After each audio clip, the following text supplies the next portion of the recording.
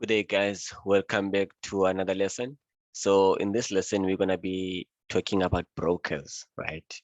Who are the brokers and what do they do and why do they matter? Why do they matter or what do they matter? Yeah. Who are the brokers, right? What is a broker and what does it do? So let me just get my pen. I'm starting to love this pen.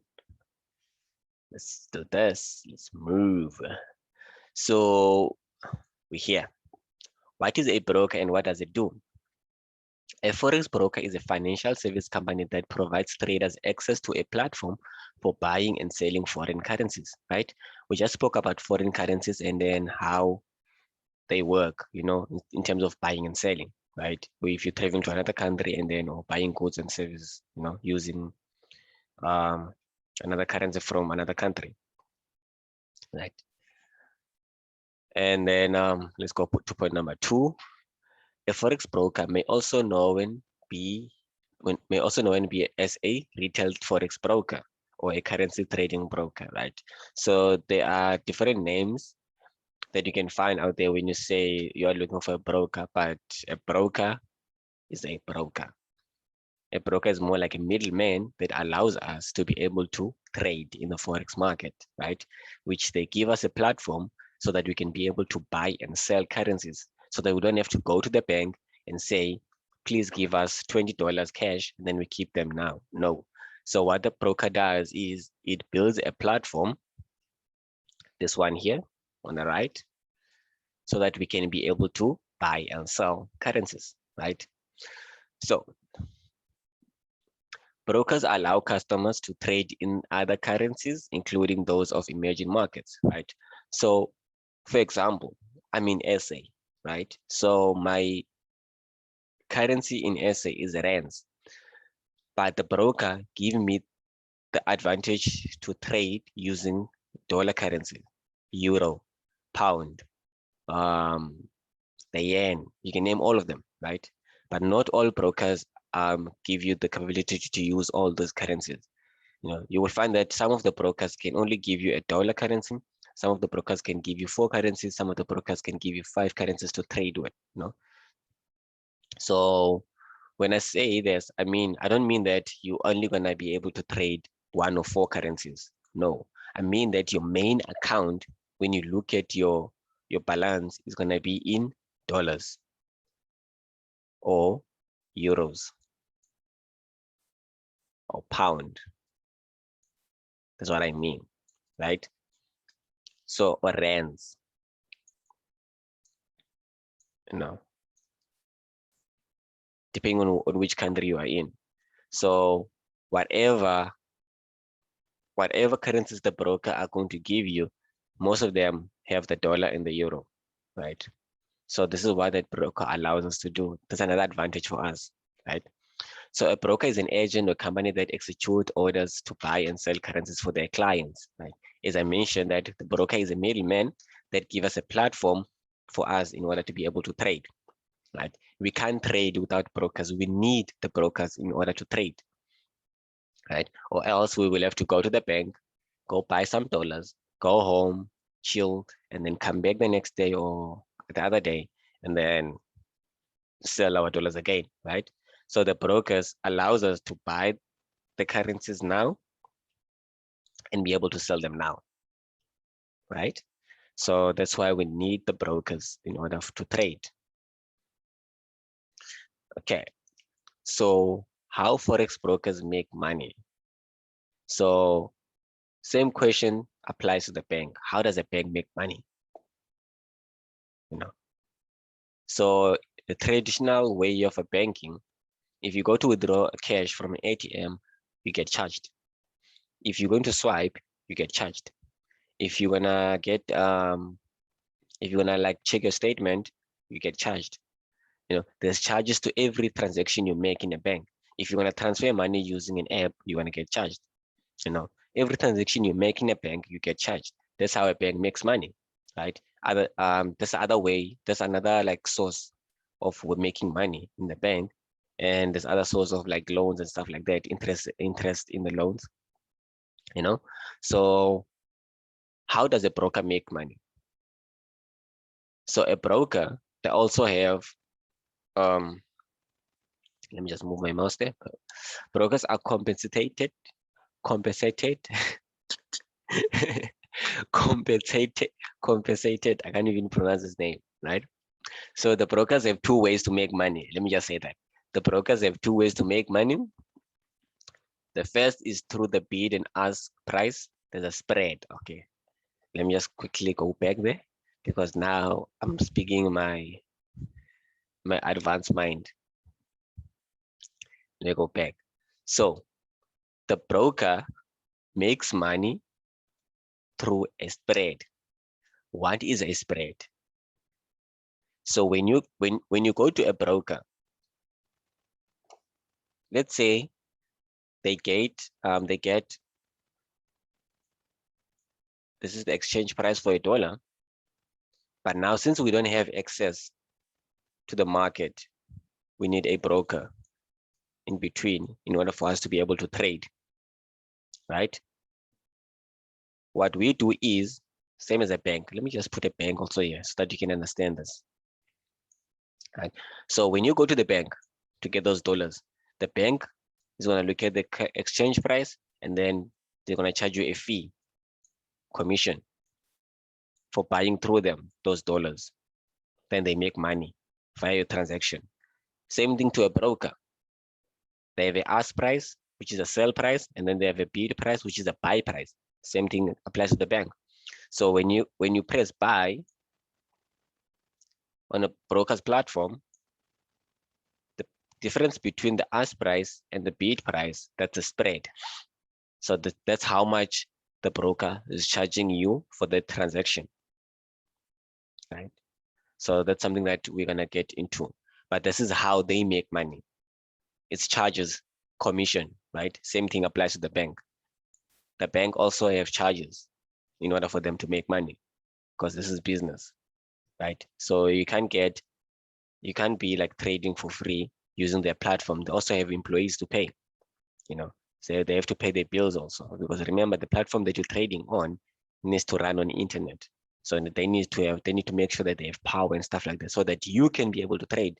So the least you can do is pay the spread, right? Secondly, some brokers charge additional fees, which is commission, right? So you can understand this when we get to the lot size place. So for example, let's say I'm gonna be buying the dollar, and then the broker charges me 60 cents for opening a position, plus the difference on the spread, which is another charge for transaction. They said that's about 20 cents,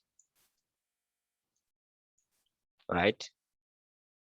And then that's about 80 cents that I need to pay the dollar, not the dollar, sorry, the broker per trade that I opened, right?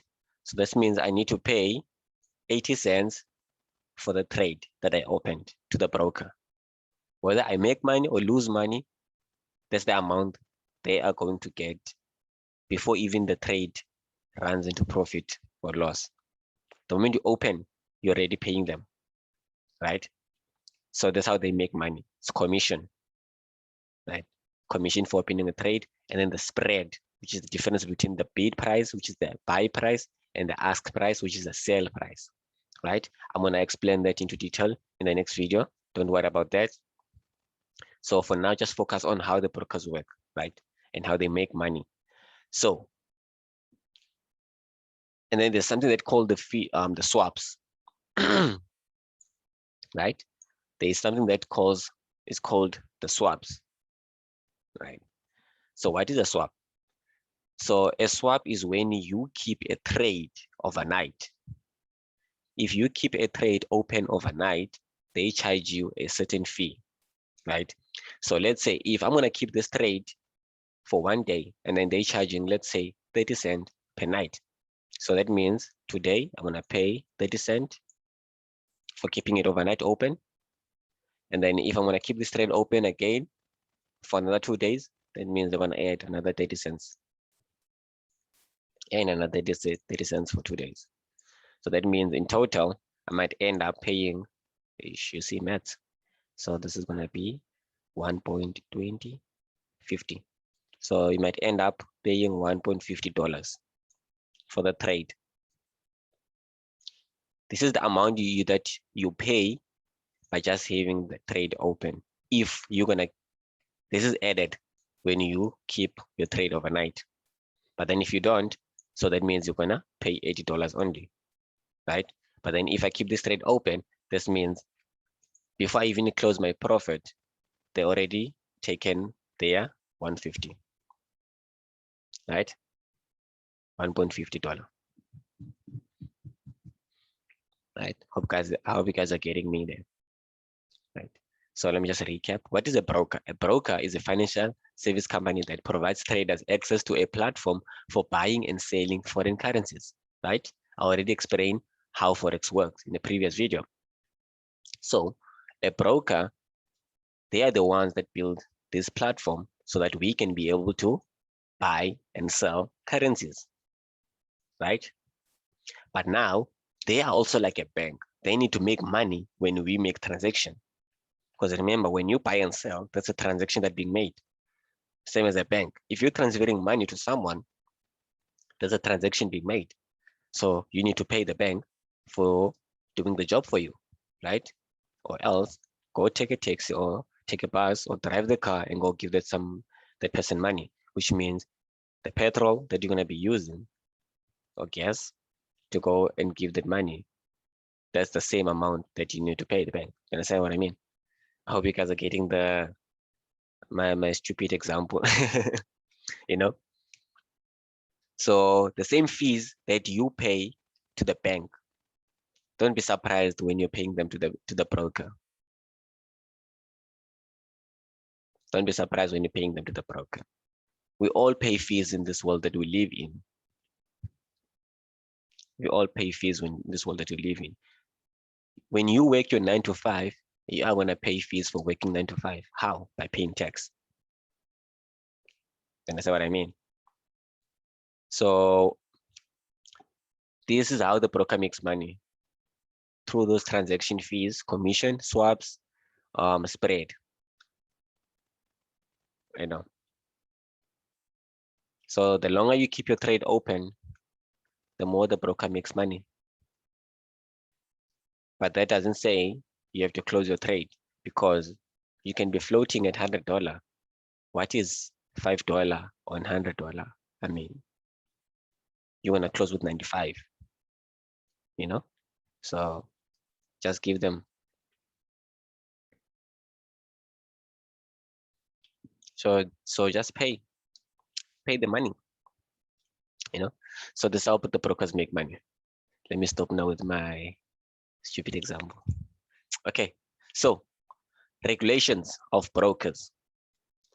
A bank can't take your money if they're not registered or regulated by the government or any regulating company service. Yeah, something like that. Provider, regulating providers. Yeah, I'm not good with these words, but I'm gonna try and like pronounce them. So brokers needs to be regulated, just like the banks, right? So for example, a company that is not registered and is making money, what does the taxman do? Comes and collect. Why are you not paying tax? You need to be registered. Same as the broker. They are a company. They need to be regulated, right? So they are going to be dealing with funds, people's money.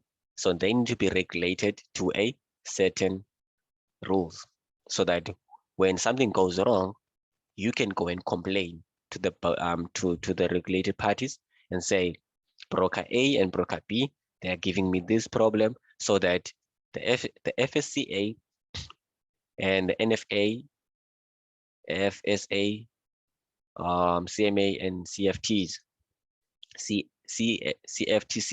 they can go and say, why are you doing this to this client? Do you understand? So they are more like your lawyers. So they need to follow the rules that are being given by these parties, right? So it's your duty to make sure that the broker that you are signing up with is regulated to one of these. There's more of these parties, but I just put it those that are like, popular and well-known. This is SA. If you're going to be trading with a broker from South Africa, this is the one that you need to look at, And then this is in the US, this is Japan, this is the US, I don't know, this is Canada, this is the US, and this is the well-known one. You can find it in UK, Europe, yeah, mostly Europe, Australia, and other countries, right? So it's your duty to make sure that the broker that you are signing up with is regulated, right? Where do you find this? At the bottom of the broker, they're gonna give you the license, and then they're gonna give you the license number. What you do is, for example, if it's let me just do this, FSCA 1103. What you do is you go to the FSCA website, and then you go check for this number, who it belongs to. And then you just paste this number there, and then if the name of the broker is YVNT, and then you paste this number there, and then it comes up, let's say, tomato. And then after you press search, and then tomato comes up, this means we, as YVNT, we are lying. This license doesn't belong to us. Then that's a red flag. You don't trade with them. You got to look for another broker, right? So whatever license number is on our website needs to match with the license on the FSCA website.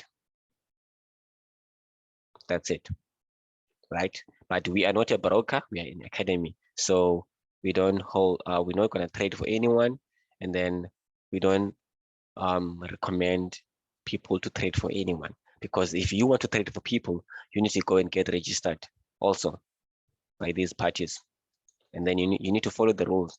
And then if something goes wrong, you're going to court. You're going to court, or you get arrested, right? So what happens if you trade with a broker that's not registered? What happens if you trade with a broker that's not registered? There's a high chance that you're gonna get scammed. That broker can close at any time, and then you don't have anyone to complain to, because these people doesn't know this broker. If YVNT broker is not regulated, and then you trade with them, and then they close, and then you come and complain here, they will tell you we don't know them. Why didn't you just check the license before opening an account with them? That's what I mean. So it's your duty to check the broker's license if they are regulated, so that you can know if your money is safe or not, right? So that if anything happens, they can back you up, and then they can get closed down, which has happened to many, which has happened to many. So these are the most important things about brokers. We are going to be sharing more information. We're going to be sharing more information. But these are the most important things. The broker needs to be regulated. You need to know that you need to pay spread. So whenever you open a trade, some of the brokers' spread is wide. Some of them the spread is tampered with, but those are things that we're going to show you in the future, as we go along. But for now, you need to understand that, okay, cool, there is spread in the market, there is commission in the market, there is swaps in the market. The broker needs to be regulated. If they're not regulated, that means my money is at risk. Understand? A broker creates a platform for you so that you can be able to trade. Without a broker, you can't trade. So this is it on this about brokers. I want to share more information regarding brokers and like what to look at on the brokers. But for now, just giving you the basic of everything, the foundation of everything, so that when you go to the next videos, you have an idea of how we got there, why this is this, why we using this instead of this. You understand? So the purpose of regulation is to protect you from undisclosed financial risk and fraud. This is what I just mentioned. If they're not regulated, your money is at is at a high risk of being stolen. Is at a high risk of being stolen, right? Let's move on. Let's move on. Leverage.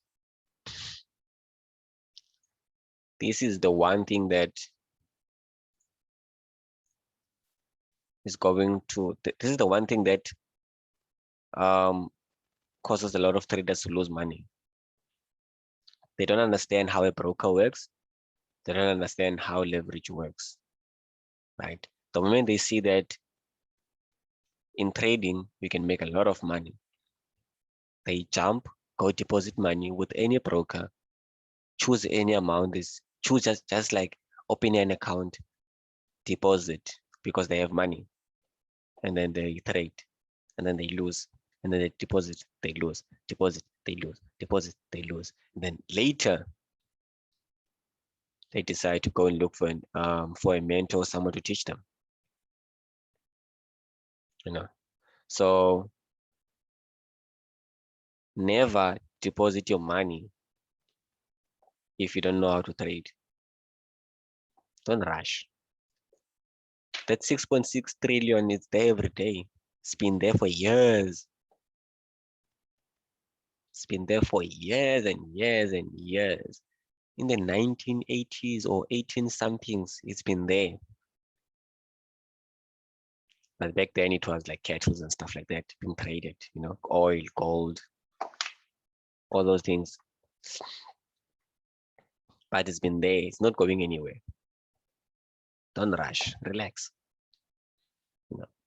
Leverage. Leverage is the ability to control a large amount of money using none or very little of your own money and borrowing the rest, right? Leverage is the ratio of the amount used in a transaction to the required deposit. It is the percentage of fractional increase. Wait, it is the percentage of fractional increase you can trade from the amount of capital you have available. I'm gonna explain this. Just want to quickly read it for you. It allows traders to trade notional, oh God, these words, notional values far higher than the capital they have. So it's like I didn't even put this together. For example, a leverage of 1:100 means you can trade a amount that's 100 times than the amount that you deposited, right? So let me just quickly go back and like explain how a leverage works like. A leverage can work on your behalf or against you. It's a double, what is it? A sword. It's more like a sword. Yeah. It's like a knife that cuts on both sides. That's a leverage. A leverage can make you a lot of money and can take a lot of money. A very lot of it. So don't go for a 1:500 leverage. 1:1000 leverage. At least first understand how things work, before you choose those leverage, because you open a position, it moves against a coin. And then you're gonna blame things, or You're gonna start blaming the broker and then saying the market is a scam, or you will have no idea what happened. You will have no idea what happened in the market, right? So you need to make sure that you choose 1:100. That's it. Choose 1:100. That's it. Nothing above, nothing below. 1:100. You stick to that. That's going to save you. Because if you're gonna just go jump and open a broker, and then you don't even know what leverage to use, because most of the brokers by default they have 1:500 because they want to make money. They are brokers. They must make money. Same as you go to the bank to make a loan. By default, you're gonna get the higher interest rate. If you don't question the interest rate or make changes and stuff like that, which you can, then you're gonna get high interest rate. Then that's why a lot of people are broke. It's because now we go to the bank, you get a loan. The only thing you want at that moment, you just want money. So you say 100K, that's the call is fine. We're gonna give you 100K. And then you take it, you sign, you go. Only to find out when you have to pay it back, you're paying the double of the amount that you need to pay. You didn't read the contract. Same applies to leverage. When you go to the broker, 1:500 is the by default because they know that a lot of people won't check. You're just gonna open an account, deposit your money, open the trade, gone. You know, so you need to make sure you double check your leverage. Make sure it's 1:100 so that when you know your amount is not at risk, because the higher the leverage, the higher the risk. Don't look at the positive side of the leverage. Look at the negative side. Look at the negative side of the leverage. Look at what it's going to do to your account, how it's going to damage your account. Because if you don't look at how the leverage is going to damage your account, and you only look at the profit side, the market doesn't know that you have a 1:500 leverage. The market is going to move the way it's moving, and then the broker is going to take advantage of what you have, right? But don't worry, all of these things are going to be handled in the right way, as long as you stick to the plan and then you choose the right things, right? So a leverage allows you to trade with a larger amount than what you have deposited. So for example, to control a 100K position, your broker will set aside $1,000 from your account. Your leverage, which is expressed in ratios, is now 1:100, right? You're now controlling $1,000 with 1,000 rands. Sorry, $1,000. Wait, you're now controlling 100K dollars with a $1,000 account. So you deposited $1,000, but then when you open a position, you can open a position controlling an amount up to 100K. Yeah. By this leverage, it's giving you an opportunity to open a position as if you have 100K, but you don't have 100K. This is what the broker is going to allow you to do. You know, if you're gonna stick to your plan and catch a nice move, you're gonna make money on your side, right? But then now, if you're gonna have, now imagine, if you're gonna have a 1:500, and then you open a position at a volume that is capable to open at this amount of money, and then it goes your way, your account won't last. It will blow.